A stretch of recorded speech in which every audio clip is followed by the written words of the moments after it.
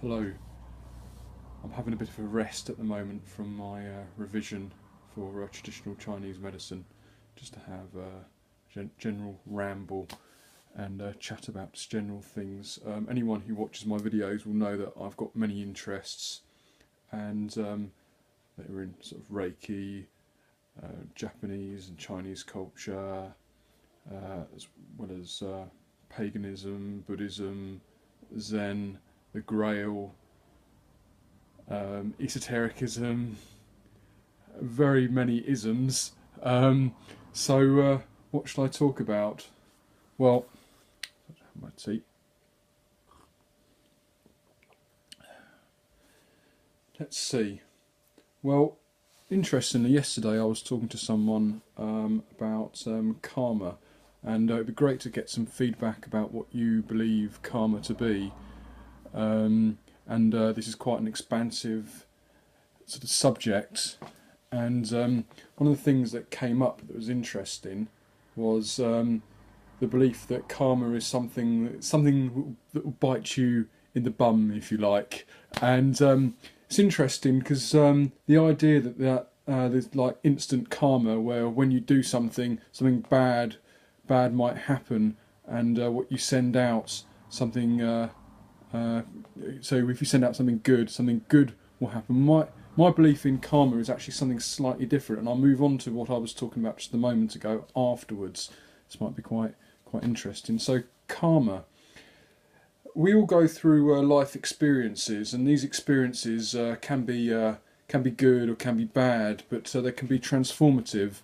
And these are things that come up in our lives to try and help us grow and move freer through life, so then we can release our baggage. So we start off with a bag on our back, and we'll have stones that we will take out and put away and down, and our journey will become lighter. And there's some things we might end up pick up, and then we'll put into our bags as we go, that will make things a little bit heavier.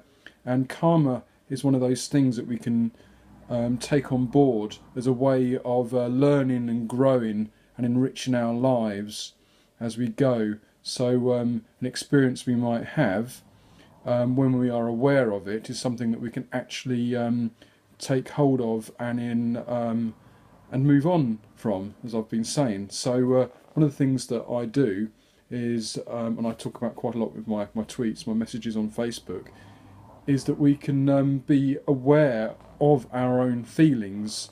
And these feelings that we have can be anywhere within our body, or a sense or an image. It can be a feeling that kind of stays within us.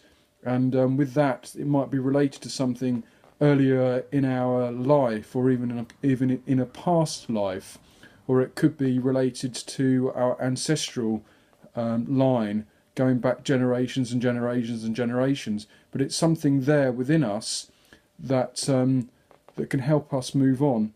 So when something comes up, you'll end up with a trigger, and this trigger might be a feeling or a reaction with a feeling, or it's mostly with some kind of feeling, because that's what makes us aware of it. And this feeling won't feel very pleasant.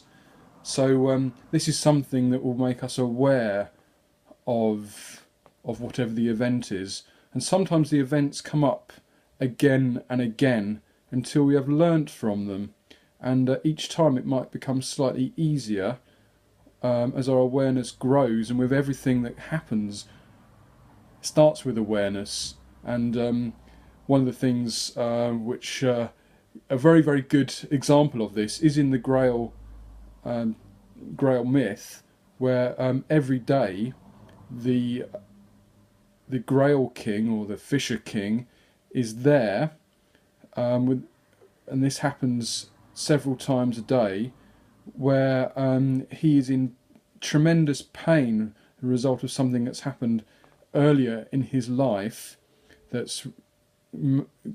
which has basically disconnected him from the land which he is enthroned to, which means he can no longer look after the land. The land suffers, and there's this Grail procession that happens, And this happens every single day. And and the idea that he's meant to be conscious, or whoever is there to help is meant to be conscious of whatever the issue is, by asking the Grail question, who does the Grail serve? So who does the Grail serve? Well, it serves us, it serves the land. And by becoming aware of these situations, or whatever it may be, you then bring it within your consciousness, and then by bringing that there within your consciousness, you are able to actually move on. And you can do this through your breath and your breathing. When you're using your breath, you are connecting yourself with a source. And when you are breathing, breath is spirit of the universe. It is it is the Holy Spirit. So we are connecting there, and with that we can focus our breath on where the feeling is within our body, and allow it there to then reach its height of intensity. And while this is happening, the feeling will get worse before it starts to dissolve. It's a very, very good way of letting that go. And you can also contemplate what's happened as well. But the best thing to do is to rely on your breath and your breathing to allow you to be aware of the sensations, because the breath in itself will allow you to be conscious through mindfulness, and the mindful state allows you to be aware of a lot more. And the thing that came up yesterday is a situation which I've come across before within myself, is that I have a few things that I still need to go through, and these things have come up, and I know that it will come up again. And for me, this is karma letting its way out and through, and it's a way of learning and building and enriching my life. And it's the same with everyone else. And there is the other element of, but what about good karma and bad karma? When we send things out, they'll come back. Say some people say threefold or 100-fold or 10-fold. It doesn't really matter how much. It depends on who you talk to and what you read. Teachings are your background, but the main thing is it comes back. I see this myself, and others might disagree, as something there within the laws of attraction. So when you send out good energy, the good energy will come back, and it's whatever you focus your mind on. And got a funny example. I was talking to someone yesterday who had a song in their head, so I gave them a way of putting another song in their head.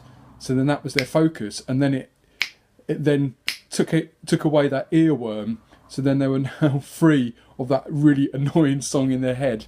And it's whatever you put your mind to, whatever you focus your chi, wherever your chi goes, wherever your focus is. And chi is energy, and everything is energy. So it's very, very important to be aware of where your focus of energy is. So if you're thinking and obsess a lot about certain things within the world, which I'm sure are very important, because it depends on what the issue is, you'll notice a lot more of those things. They will come up a lot more. I'm now babbling now, but I think there's some points there that can be raised very much so with discussion. But it's just something to think about. What is karma? And I'd like to hear what you think karma is. And I'm not saying there's any right or wrong. I'm just talking from my own point of view and how I feel and what I've learnt so far in my life on this earth so far. But it's just interesting. I would like to hear what you think, and I'll be interested and excited about any discussions. Thank you. Bye.